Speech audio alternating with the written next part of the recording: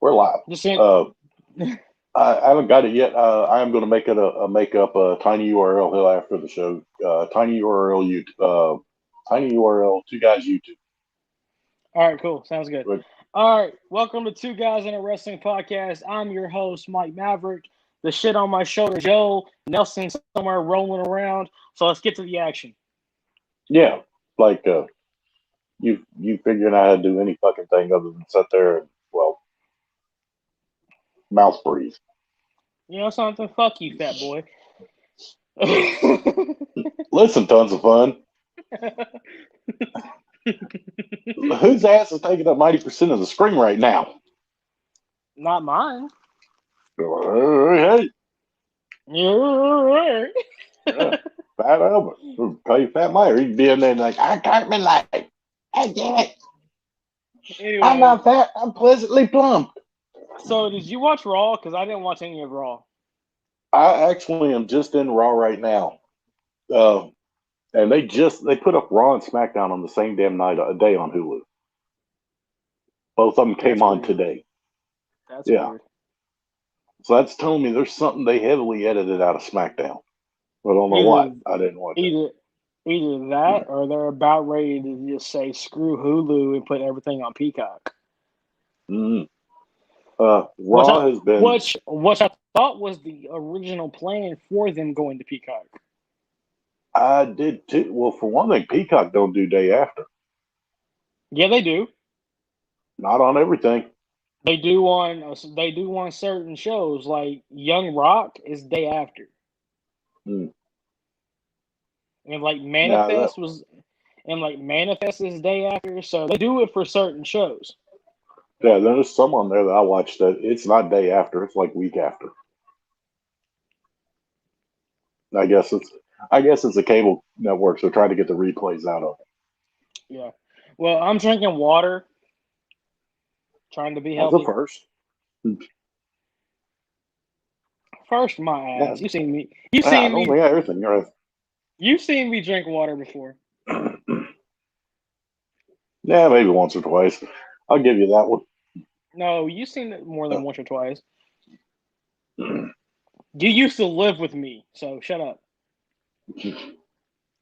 Yeah. Yeah. Yeah, I remember that time. No. I remember that time very vividly, especially with that weird guy that drank out of his. Yeah, we're not gonna go there. Right. And that guy that ran headfirst into the locker. Oh wait, that was Michael. That's right. No.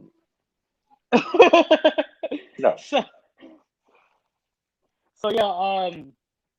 I didn't watch Raw, so I'm kind of lost on what's going on right now. There's subtitles. Is there subtitles? Maybe they finally figured out you're really not understandable, so they put subtitles on you so we can know what the fuck you're talking about. No, for real. Who did turn on subtitles? Because I didn't think that could be a thing here. I don't know. Did you know about that? Holy shit! No, he says on his phone there is no. Well, that's kind of cool. Well, I mean, it does help for the guy that designed my belt because he's deaf, so it kind of works out. Yeah, it's actually, I was saying, it's pretty cool. I'm glad they actually put that on there. I would like to take credit for it, but I have no clue how the hell it happened. Yeah, honestly, me neither. Sean, you can't take credit for that. Anyway, I don't know what happened on Raw. So far, like I said, I've seen. I really do. It's getting to the point I'm burned out of watching it, and that's sad. Well, we've got an apparent breakup of Shayna Baszler and Nia Jax because they've been teasing that since they won the titles.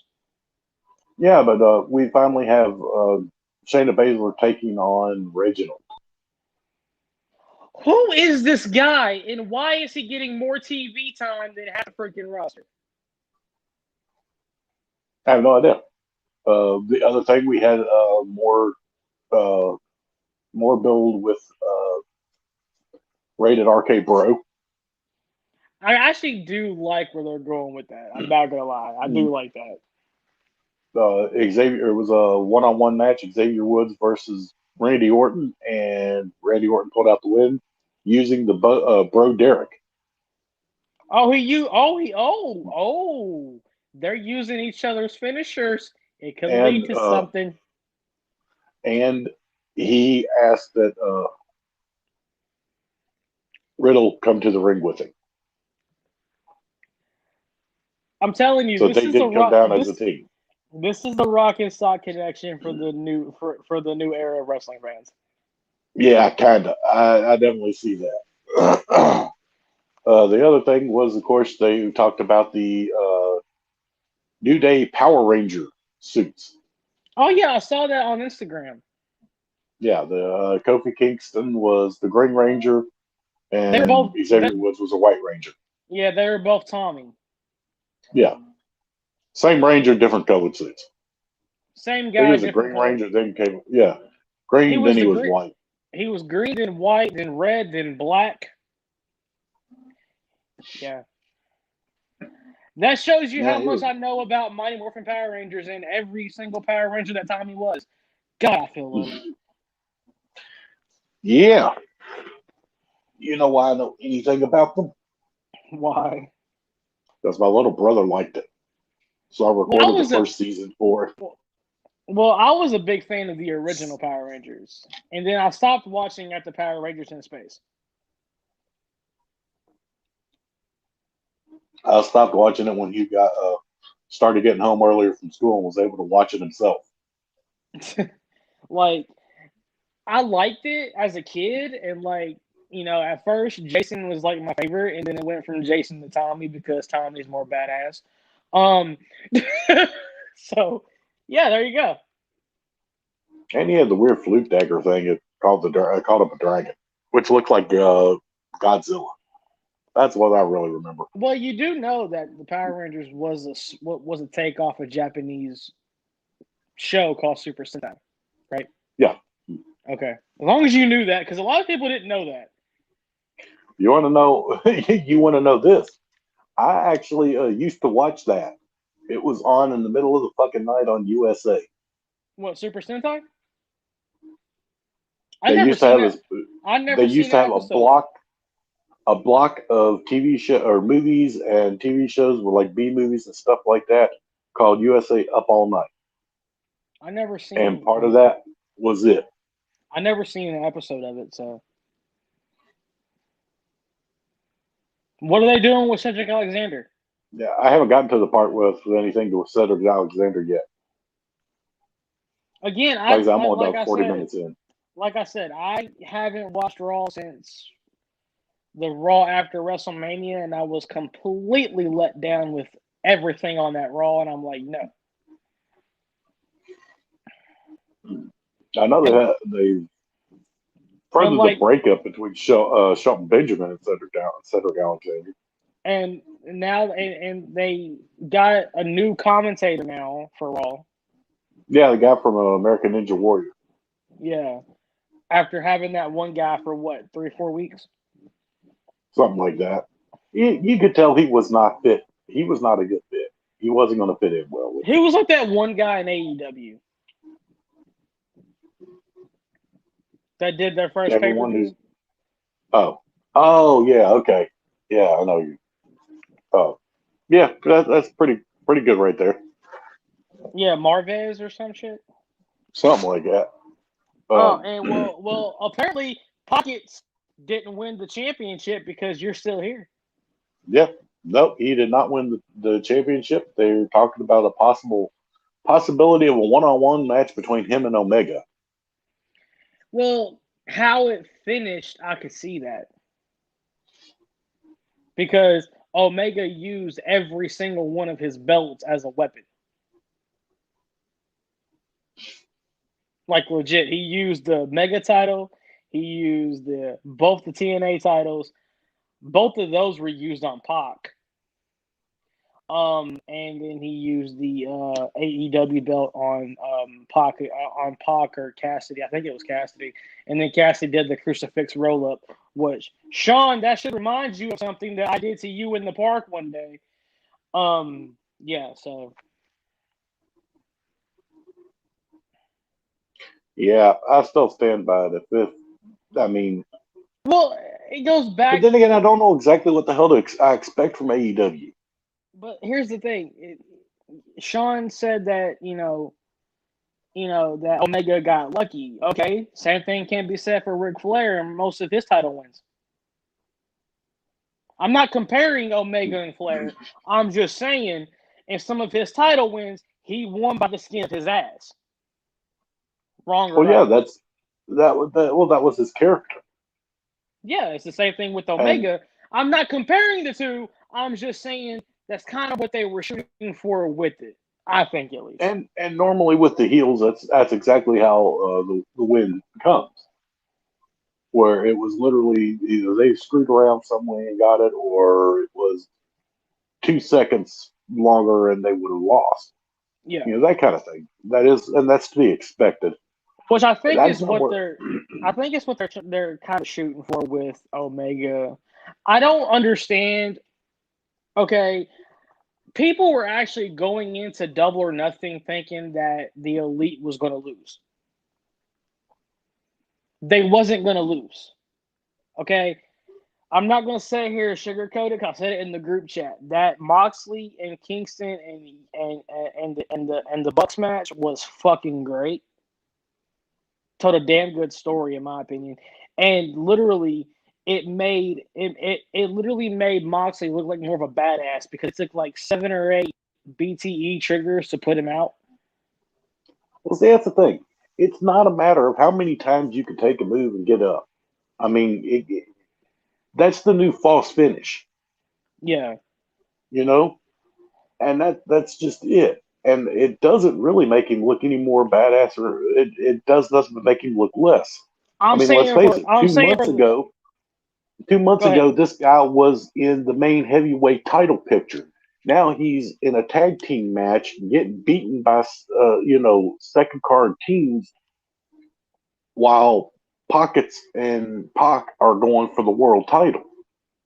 Yeah, I don't understand why And there I wasn't don't even understand. really, and there was no real build to why or how. And this is another thing. We're going on records. We're going to have a list of how in the hell did they get a title match? Yeah, because I They thought some of can't have that many wins because they've never had another tag team match that I'm aware of. I'm talking about Pockets. I think No, I'm still talking about the Young Bucks, I know. Omega, and Kingston match. Well, So I'm again, saying they just throw shit in to try to here. Look what we're doing. To pop a rating. Yeah. And I mean, like I now, said, it doesn't work for him. And actually, if you want to get technical, there was a build to the whole thing with Kingston and Moxley and the Bucks because the Bucks turned on Moxley and joined up with Omega. If you watched AEW, which you don't watch AEW, I caught that one, but that was about the only real build that they had. And that was how many months ago now?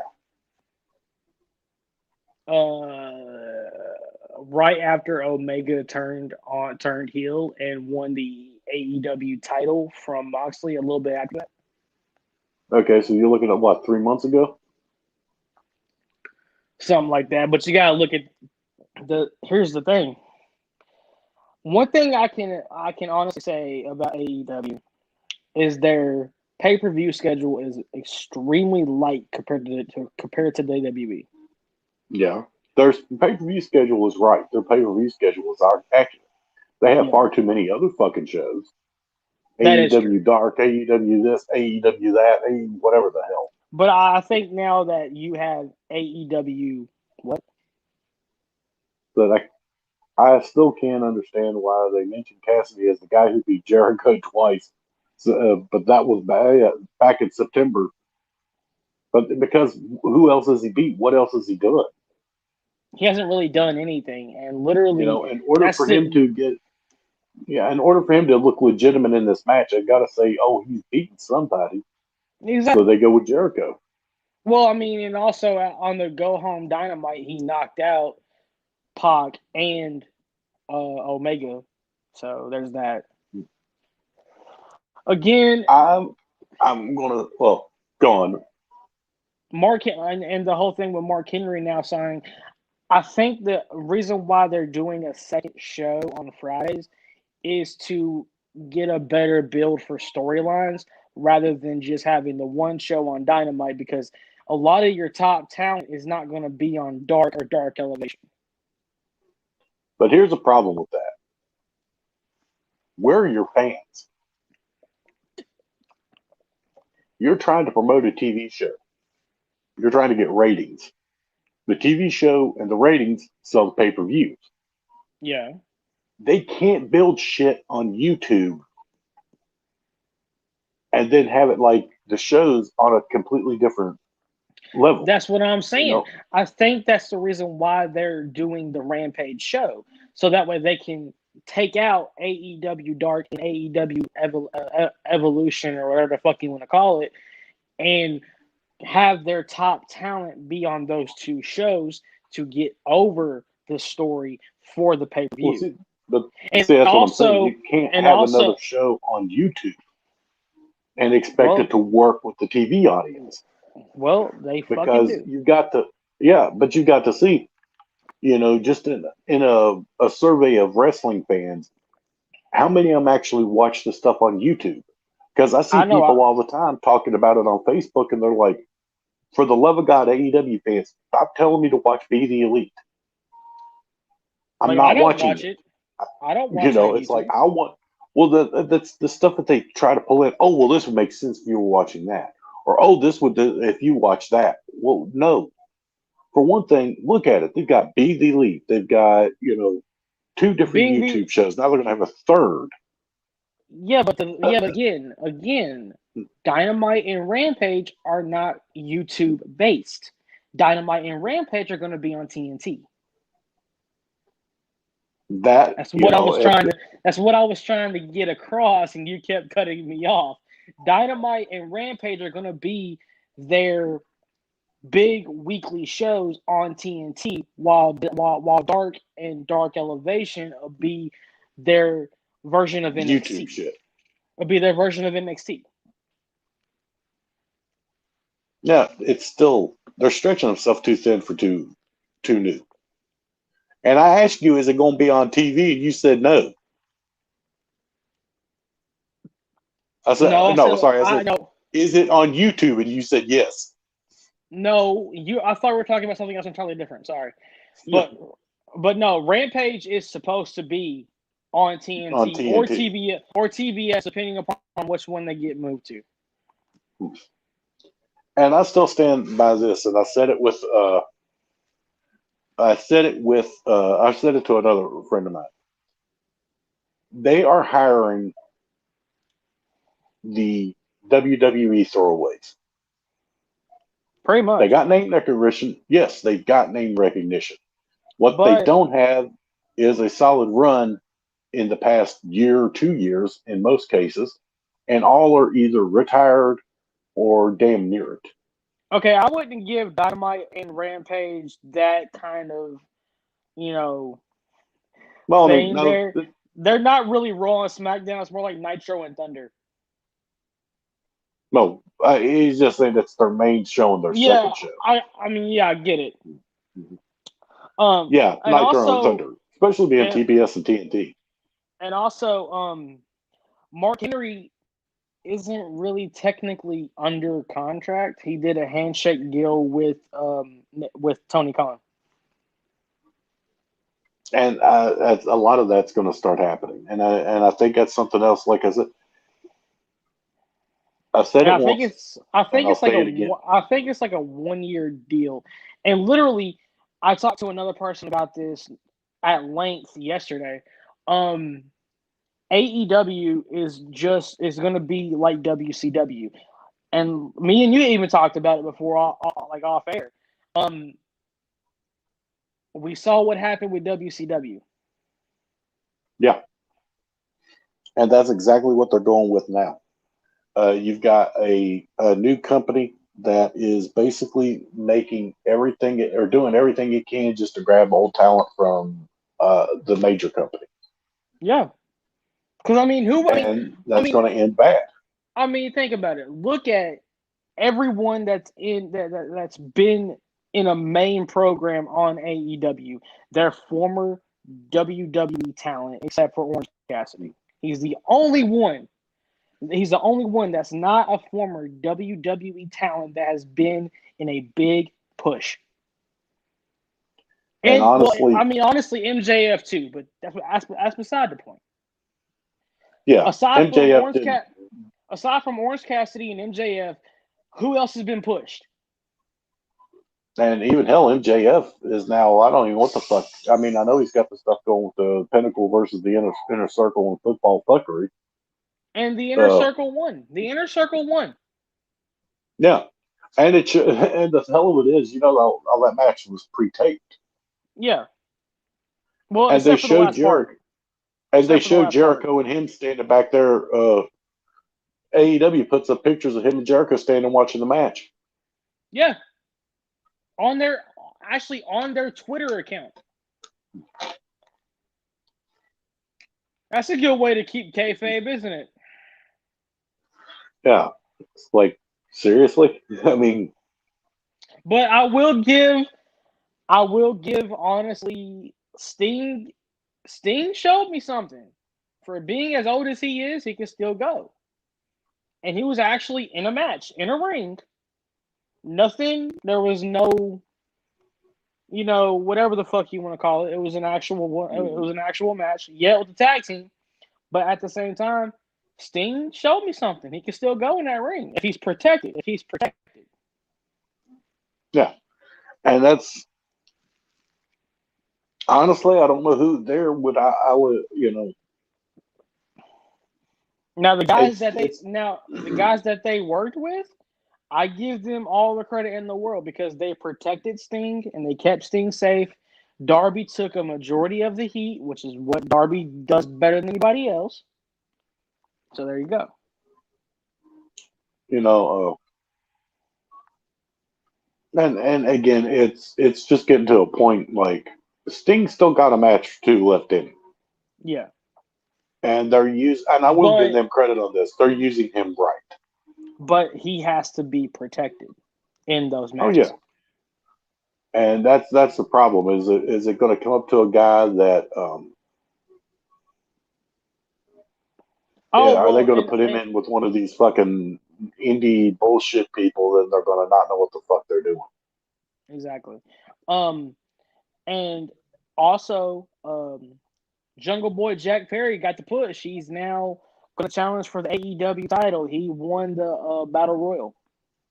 No, I don't see him winning the title. No, I see him. I I see would him like being. it. I see him being like a Tommy Dreamer and chasing. I would like it, but I don't see it happening. And I'll say, and I kind of see it as this. Like I said, they were talking how when AEW first started, it's talking about we're going to have rankings and we're going to have win loss records and all of this, like with like UFC and this stuff. They're feeding people to Omega right now, Oh yeah, and that's all they're doing. They're feeding people to Omega. yeah. Across two And shows. Across two yeah, shows. If you think about it, AEW and Impact. yeah. Which I still think it's going to be interesting to see where this deal with WWE or the attempted deal with WWE and New Japan goes. Well, if I'm New Japan, I'm looking at that WWE deal a lot more. Oh yeah, I mean we're talking major. It's the big league.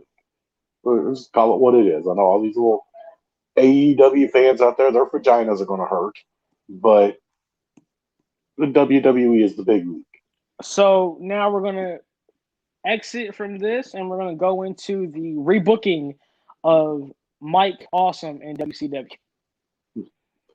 It's like okay. When we first started talking about this, I said this was low hanging fruit because basically any Any booking one of those gimmicks of could Mike, work.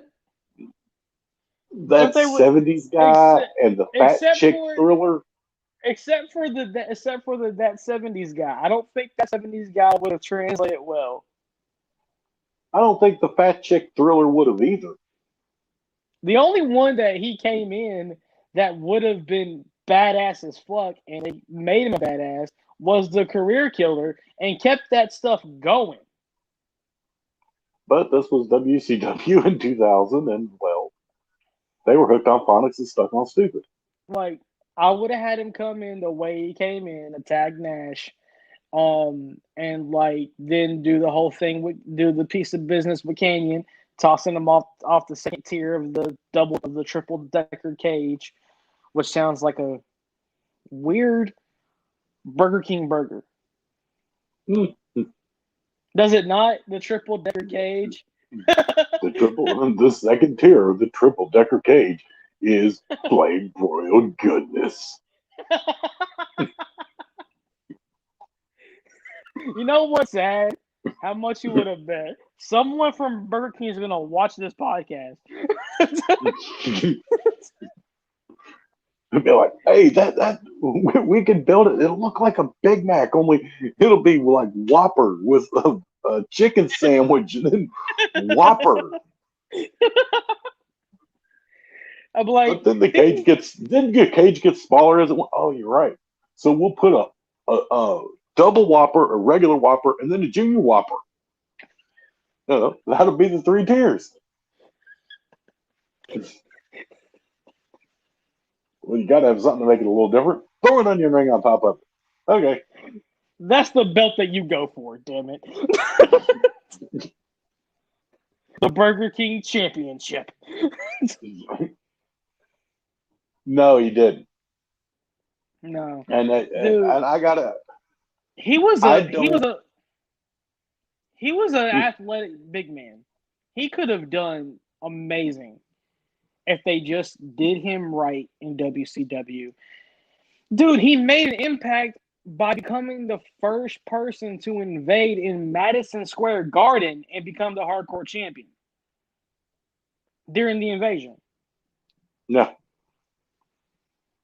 Like, But I gotta agree. I gotta agree with Sean on this. I think it definitely led to a lot of his. No, I don't know if it led, but it kind of fed into a lot of his already issues.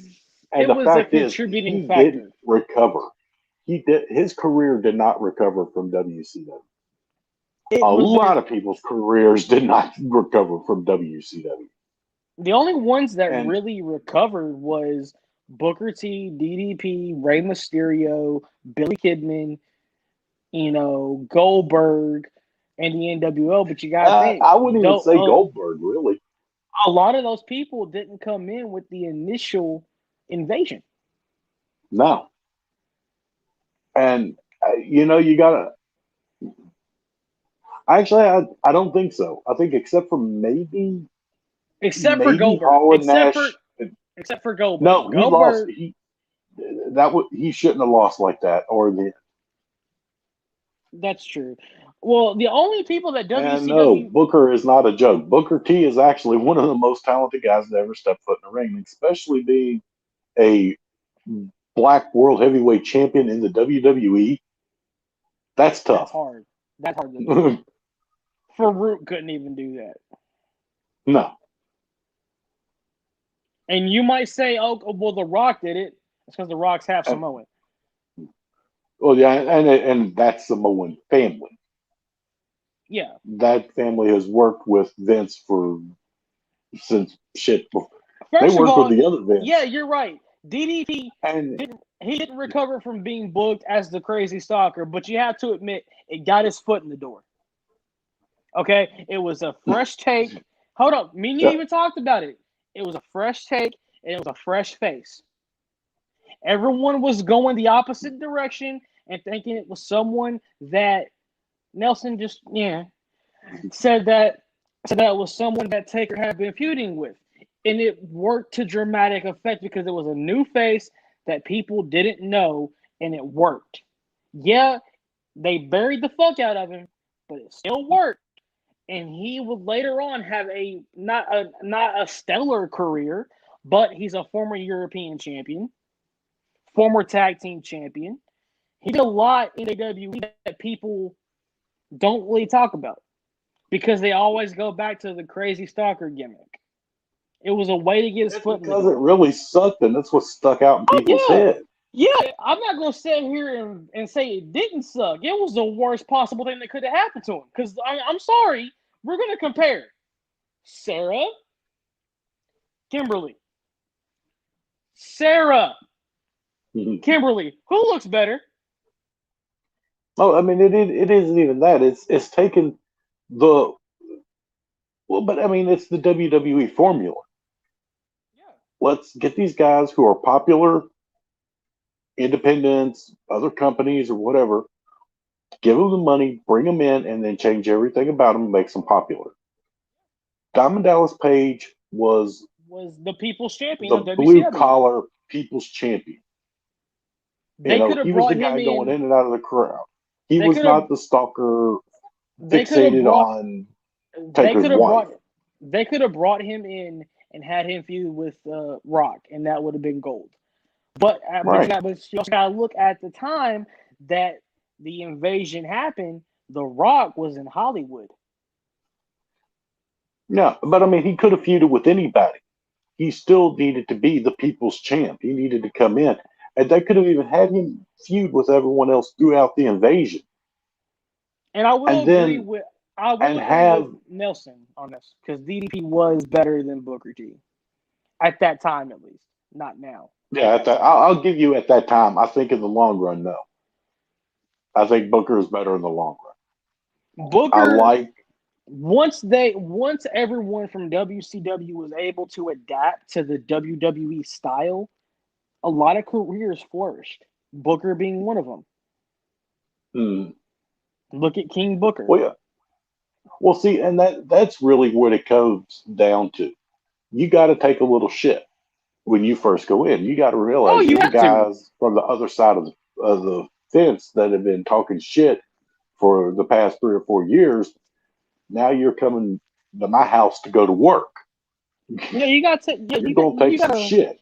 you gotta take some shit. You gotta eat plates of shit. Look at the guys that came in the late '90s or early '90s. Hunter Hearst Helmsley. Okay, that gimmick would not have worked. He No, had to become Triple H. absolutely. Same with Kane. He would not have worked as a fake Diesel or Isaac Yankem. Okay, No, we would he had to not. go through the crap to get it. We would not be talking about Kane. We would not be talking about Triple H. We would not be talking about a lot of these guys today if they didn't have to go through that shit. Right. And I mean, think about even with Booker T in the the feud with Triple H that I'm honestly surprised even made air, which was I still think the hands down one of the biggest parts of the promo that actually really shocked me was when he looked at Booker T and said, "You people don't win titles here." They cut it out of his. They cut that part out of his biography though. But I mean, that just shows, like I said, you've got to take that kind of shit to get in there. You have to. Uh, and I'll kind of give you that. I always liked Stevie Ray more than I did But Booker. again, But I still think I don't think Stevie Ray would have been a bigger star than Booker T. no, he wouldn't have. No, he didn't have the athletic ability. He didn't have the. No, we'll take that back. He did have the mic skills. He had the mic skills, but as far as athletic ability goes, no. And by the tail end of WCW, did he even care to come to the WWE? No. No, he had retired. Yeah, he He was did what? commentating. He retired from He in ring. he did commentary for one of the last WCW pay-per-views, I think. I think Mm-hmm. the last one he did commentary for was Starrcade. I think so. And he also was doing stuff with NASCAR. Yeah, he was good. He was set. Yeah, he was doing his own thing. He was Yeah, happy. And he still is to an again, extent because Booker yeah, had the Harlem Heat did come out of retirement to do a match at Booker T school yeah, years ago now. This has been like yeah, 5, 6 years ago now. yeah. But again, Nelson, you're entitled to your opinion, even though your opinion's wrong.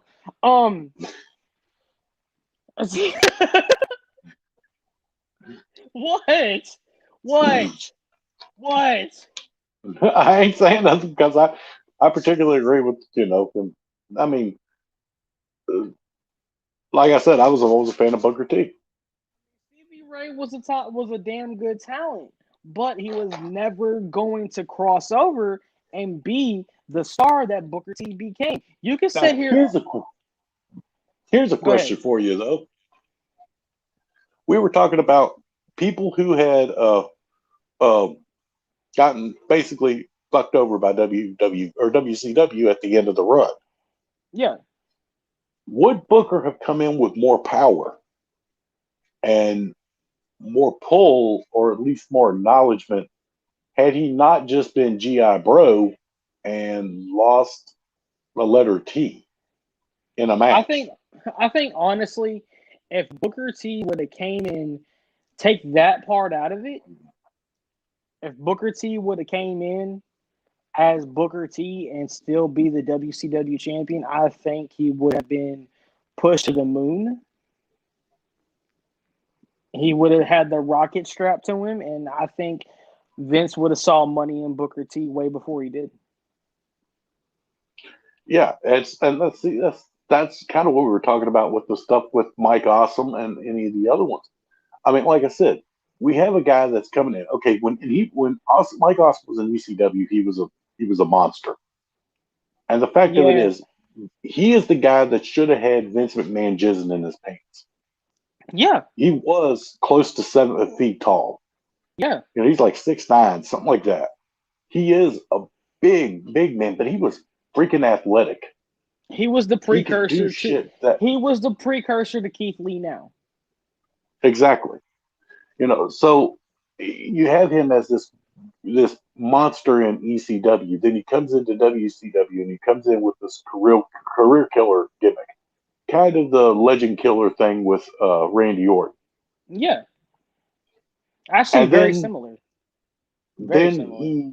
he becomes Mike Awesome. I can't remember something else. And then they He do. was Uh, he was the fat chick thriller after the career killer. Then he became that 70s guy. And then for some explicable reason he became Canadian and joined Team Canada. right. By that time, He went through you know, four gimmick changes in 1 year. Four. yeah. By that time, you've killed him. You've killed any momentum he had. You killed any name recognition. And I don't know. Everything I'm hearing, Keith Lee's fine. He's just taking time off because for those of you who don't know, he's actually engaged to Mia Yim. He got released. I didn't hear he got released. He got released. I ain't heard anything about that either. All I've been hearing is that he's engaged to Mia Yim and they're about to get married. That's what I thought. I'd heard he was kind of doing the wedding thing in a little humpy time. Maybe if he's released, Damn, I had to check that out. Because now yeah. there is a guy that AEW needs to grab. And they're gonna try. They're gonna try, and I guarantee you they're gonna bring him in, they're gonna make him somebody for about a month or two, and then they're gonna feed him to the elite and he's gonna job out. That's good. That's their method. They're rinse and repeat. Because I mean, look, everyone that has come in that had name recognition has been fed to the elite and jobbed out to the elite. Or made a complete idiot. Yep. I mean, we got the best man, Miro, and all that shit. Everyone praises this shit. Hmm. Everyone praises it. Like it's the best thing going today. And then they want to complain about people being fed to Triple H in 2003 when the same thing was happening. When the same thing was happening in TNA, but it was Jeff Jarrett. Well, it was funny. I saw a meme earlier, and it actually had a picture of Cody Rhodes walking up the ramp with a shovel, and it says, "Anytime Cody Rhodes or anytime AEW signs a new talent." Pretty much. Like I was like, well, yeah, you hit that one on the head because Triple H, exactly right. It's like, Cody Rhodes has become the wished version of Triple H. yeah, it's, and this is one, and everyone I know is going, oh well, Triple H wouldn't have been that way if, he hadn't married Stephanie and all of this shit. And okay, whatever. But at least his whole gimmick is Dusty Rhodes. It wasn't Vince McMahon's my father-in-law. Exactly. Now, Cody's whole gimmick is Dusty Rhodes was my daddy, Yeah. and that's it. Honestly, hold up, Nelson. You honestly think if Triple H went to AEW, he would be destroyed by who? Oh hell, it would depend on if he was actually a wrestler or buying the company. Because I Well, mean, let's face honestly, it. let's break it down. If he was a wrestler, who would destroy him? Well, they would book him out against Omega and the Young Bucks, just like they do everybody I'm else. fucking take that part out of it. I don't think But anyone in AEW can hold a candle to Triple H. And you can call me a fanboy all you want, but that's facts. Triple H has had what, a 30 or 20-year career? something like that. Half the guys in AEW have had what? Well, they have had some longevity. There are with 10, 15-year careers. It's just the thing of it is they've been in the indies for 10 or 15 years. Exactly. Triple H has been part of the show for shit. Since the late 90s, mid 90s. And then before that, he was in WCW. And before that, exactly. he was doing the territories. Yeah. So, okay. And honestly, if Triple H ever does show up to AEW, it'll be to buy AEW, because I guarantee you he's got more money than half of than what Tony Khan makes in a fucking week. And I guarantee you he could walk up to Tony Khan's daddy and be like, "I'll give you $1 million for it right now." That and I still keep saying that. I keep saying this, and I'll stand by it. AEW is only going to be a little business as long as Tony Khan's dad doesn't mind footing the bill. Exactly.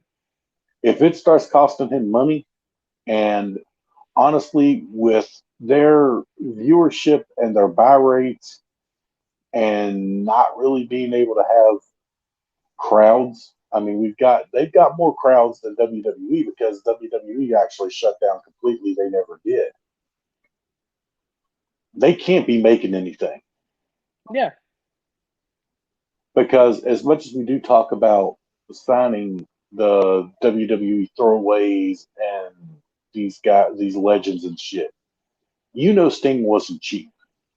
No, for a fact, Big Show wasn't cheap. Mark Henry wasn't cheap. Miro wasn't cheap.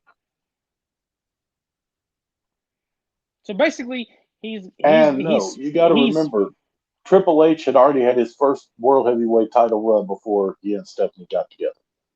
Exactly.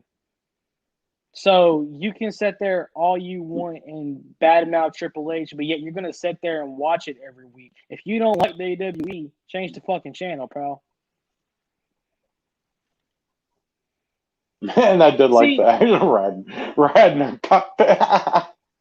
See, a lot of the times you don't have to correct things that you misspell because your brain automatically, you don't read every word or even every letter. Yeah. And your brain automatically puts in the words. I read coattails until you put coattail, and I'm like, riding her cocktails. Cocktail. Hey, he was an astute person. He understood business. He did what he had to do. He got with Stephanie. Now he's making more money than everybody else. And the funny thing of it is that actually when they went to Vince McMahon and said, "We're dating," he looked at her and said, "No." He's Because like, you "Break knew, up or I'll fire." He literally told her, "Break up or I fire him." and I'm sure you watch it, Nelson. I'm sure you're probably going to watch NXT tonight. Don't lie.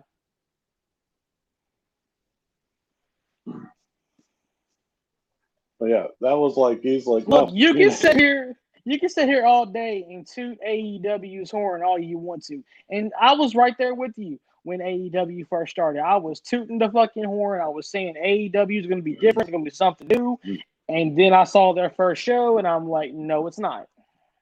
You were not tooting the horn. You were straight up on the knees with Cody. I mean, I'll say it. AEW Yeah, was you were. Yeah, AEW. you were. I'm not gonna lie. When I heard about AEW, I was like, okay, this is gonna be something new, something different. And then I saw their first show, and did I not tell you after their first show, this is gonna be a WCW all over again? I actually remember because I think I watched it and I was like, "What the fuck did I waste like an hour of my life on?" I didn't even watch the whole damn thing. Like, I mean, dude, even the latest Double or Nothing, watch that tag team match with Mox and Kingston against the Fat Fucks.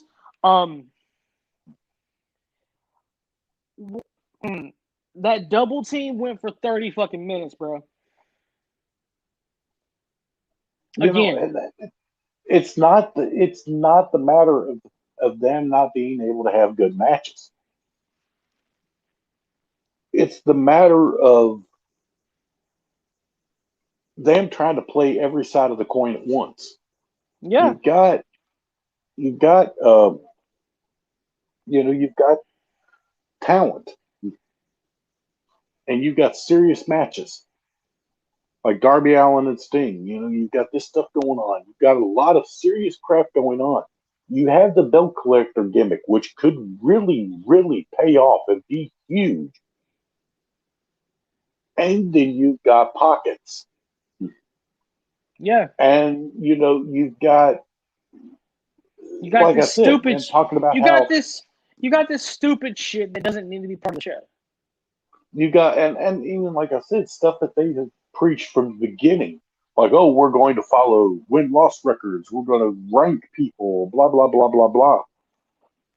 And then they get a team that's never had a tag match together that gets a world tag team title shot. Well, what Yeah, about your fucking ranks? that should have went to the Varsity Blondes, in my opinion. You see, that's the kind of shit I'm saying. Is they contradict themselves multiple times per episode or pay per view or whatever. Yep, they do. But I will say, for me, match of the night was Britt Baker becoming the AEW Women's Champion. I will say that. Yeah, I did see some stuff on that. I heard it was good, and I gotta say with Britt Baker, I like her. I think she'd make a good champion, and I'm kind of glad to see her finally get a title. Oh, and you were right about that Dark Order belt. It went to an 8-year-old.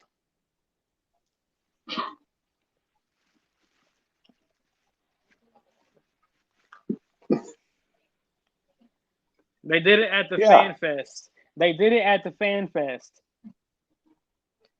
Yeah, they had a Fan Fest. Yeah. And they had an entire. We stick metal rods in our pee hole. And they had an entire area dedicated to Brody Lee. I saw that, and that had to be one of the most piss poor fucking dedicated areas I've ever seen. It had his coat sitting on a box,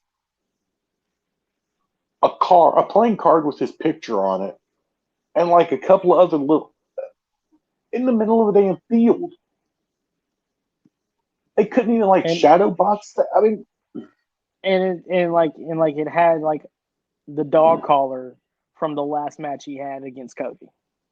So, yeah, it's like you couldn't even have a fucking shadow box on this stuff or something. I mean, that was clear. They just kind of brought that shit out and threw it up. Because I swear to God, talking about riding coattails, they are riding that man's death like a fucking. He wasn't even in AEW that fucking long, bro. But it's not even a matter of that. It's like they're like, look at us. We're doing this for this. We're doing this for Brody Lee. And his shit was literally sitting out in the middle of the fucking grass. Yeah. This is a memorial to him, and you're not even going to put his fucking coat in like a shadow box or have it displayed. No, it was literally on a fucking box. I know. Their whole fucking thing with that is getting so they can pat themselves on the back like, we still remember him. His death, his life meant something to us. Now we're going to go parade his kid around in front of the audience so people will go, yay! Fucking. Yeah.